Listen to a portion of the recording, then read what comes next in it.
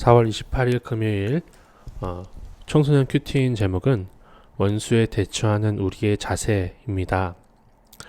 예루살렘을 친 모든 백성에게 여호와께서 내리실 재앙은 이러하니 곧 섰을 때 그들의 살이 썩으며 그들의 눈동자가 눈구멍 속에서 썩으며 그들의 혀가 입 속에서 썩을 것이요 그날에 여호와께서 그들을 크게 요란하게 하시리니 피차 손으로 붙잡으며 피차 손을 들어 칠 것이며 유다도 예루살렘에서 싸우리니 이때에 사방에 있는 이방 나라들의 보화 곧 금, 은과 의복이 심히 많이 모여질 것이요 또 말과 노새와 낙타와 나귀와 그 진에 있는 모든 가축에게 미칠 재앙도 그 재앙과 같으리라. 좀 무섭죠? 우리를 창조하신 하나님이 내리시는 심판이 이렇게 크다는 것입니다. 하나님은 그분의 백성을 연단하시고자 이방 나라를 사용하셔서 고난을 주시지만 그 연단의 사건이 끝난 후에는 그 나라들을 심판하신다고 해요. 하나님은 예루살렘을 친 백성에게 살과 눈과 혀가 썩는 재앙을 내리겠다고 말씀하십니다. 하나님을 믿지 않은 악인들의 영광은 잠깐이며 썩어질 허망한 것입니다. 그러므로 나를 힘들게 하는 원수 같은 사람들을 불쌍히 여기고 그들을 위해 기도하며 나의 거룩을 이루어 가야 합니다. 더 나아가 매일 두렵고 떨리는 마음으로 나 자신이 썩어질 것만 추구하는 악인은 아닌지 말씀을 묵상하며 돌아보아야 합니다. 적용 질문입니다. 나를 힘들게 하는 원수들을 미워하는 일에 마음을 빼앗겨 자신을 더욱 괴롭히지는 않나요? 내가 따르는 허망하고 썩어질 영광은 무엇인가요? 이어서 읽어보도록 하겠습니다.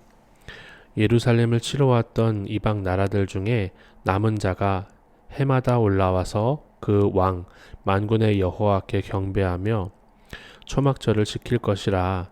땅에 있는 족속들 중에 그 왕 만군의 여호와께 경배하러 예루살렘에 올라오지 아니하는 자들에게는 비를 내리지 아니하실 것인즉 만일 애굽 족속에 올라오지 아니할 때에는 비 내림이 있지 아니하리니 여호와께서 초막절을 지키러 올라오지 아니하는 이방 나라들의 사람을 치시는 재앙을 그에게 내리실 것이라. 애굽 사람이나 이방 나라 사람이나 초막절을 지키러 올라오지 아니하는 자가 받을 벌이 그러하니라. 그 날에는 말 방울에까지 여호와께 성결이라 기록될 것이라.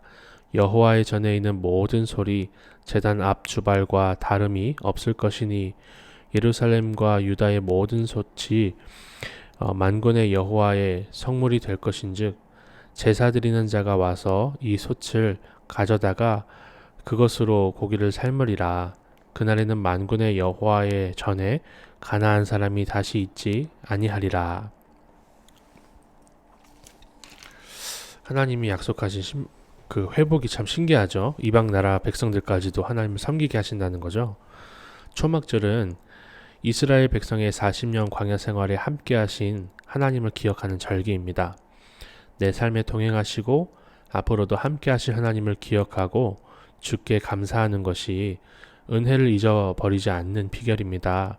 그런데 하나님은 이스라엘을 괴롭힌 이방 나라들도 초막절을 지키게 될 것이라고 말씀하세요. 나를 힘들게 하는 가족과 친구도 결국 함께 구원받아야 할 영혼입니다. 그들 때문에 내가 하나님을 간절히 붙들게 된 것을 기억해야 합니다. 나를 힘들게 한 원수를 내가 구원받도록 수고한 공로자로 인정하는 것이 세상이 이기지 못하는 믿음입니다. 그래서 우리가 이 말씀을 볼 때 정말 나를 힘들게 한 사람들, 원수를 위해서 그들의 구원을 위해서 기도해야 된다는 적용을 해볼 수가 있는 거죠. 적용해 보세요. 어떤 상황에도 나와 동행하시는 하나님의 은혜에 감사하나요? 나를 힘들게 하는 사람을 통해 내가 하나님을 믿게 되었다면 그가 내 구원의 공로자임을 인정하나요? 친구와의 관계에서 정말 성결을 배우게 됐다는 그런 너무나 귀한 간증입니다. 한번 읽어보겠습니다. 말수가 적고 소심한 저는 친구가 없어 보일까봐 두려웠고요. 그래서 항상 제 편이 되어줄 단짝 3명을 사귀어 어울려 다녔는데 친구들의 SNS에만 저만 쏙 빼놓고 노는 사진이 올라온 사건이 있었습니다. 저는 당황스럽고 화가 나서 다음날 친구들에게 왜 나한테는 말하지 않고 놀았냐고 물어보았는데 놀랍게도 친구들 입에서 나온 말은 자기들을 필요할 때만 찾는다고 하는 것이었습니다. 저는 억울함을 풀려고 몇 번이나 대화도 시도하고 말싸움을 잘하는 능력을 사용해서 친구들의 생각이 오해라고 논리적으로 설명도 해보고 내키지도 않았지만 사과를 하기도 했습니다. 하지만 친구들은 여전히 저를 불편해하는 것 같아 생색이 났습니다. 그래도 친구 없는 사람이 되는 건 죽기보다 싫어서 억지로 비위를 맞추며 잘해주었어요. 그런데 큐티를 하면서 친구보다 내 속에 미움을 버리는 것이 친구를 설득하는 것보다 내 마음의 문제를 해결하는 것이 먼저라는 생각이 들었습니다. 그리고 제 안에 예배가 회복되면 하나님이 모든 전쟁을 대신 싸워주실 것이라는 확신이 들었어요. 그렇게 2달이 지나면서 어느 날부턴가 대화가 다시 통하기 시작하더니 친구들이 저와 함께 놀자고 얘기하는 일들이 생겨났고 분명히 저는 아무것도 한 게 없는데 친구들이 마음을 열고 호의를 베풀게 되니 정말 하나님이 하셨다는 생각이 들었습니다.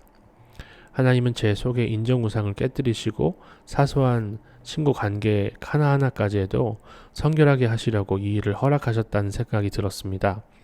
제가 큐티와 기도를 소홀히 할 때 하나님은 제가 가장 어려워하는 관계의 재앙을 주셨습니다. 벼랑 끝에 선 것 같은 고난 속에서 제가 얼마나 남의 시선을 의식했는지 깨닫고 사소한 거짓말들과 남자친구를 만나고 싶어 했던 욕심까지 하나하나 회개하게 해주신 하나님께 감사합니다. 지금은 혼자서도 당당하고 친구들을 믿음의 대상이 아닌 사랑의 대상으로 볼 수 있게 되었어요. 저처럼 소심하거나 자신감이 없어 고민인 친구들이 예배와 큐티를 통해 하나님을 만나고 고민과 해석과 해결이 되기를 소망합니다. 적용은 친구들의 SNS를 확인하고 싶은 생각이 들 때 큐티를 하며 제 마음을 차분히 다스리겠습니다. 나도 모르게 하는 사소한 거짓말들을 멀리 하겠습니다. 입니다. 오늘 말씀에 이방인들도 하나님의 절기를 지키게 하는 그런 놀라운 회복을 주신다고 했는데 이 친구의 친구들이 주님께로 돌아와서 이 사랑이처럼 큐티하고 예배가 회복되는 귀한 은혜가 있기를 간절히 소망합니다. 기도드리겠습니다. 원수를 미워하는 마음에 사로잡혀 주님을 바라보지 못하는 우리의 연약함을 불쌍히 여겨 주옵소서. 우리의 구원을 위해 수고하는 사람으로 여기고 우리를 힘들게 하는 그를 위해 기도하는 믿음의 사람이 되게 하옵소서. 예수님의 이름으로 기도드립니다. 아멘.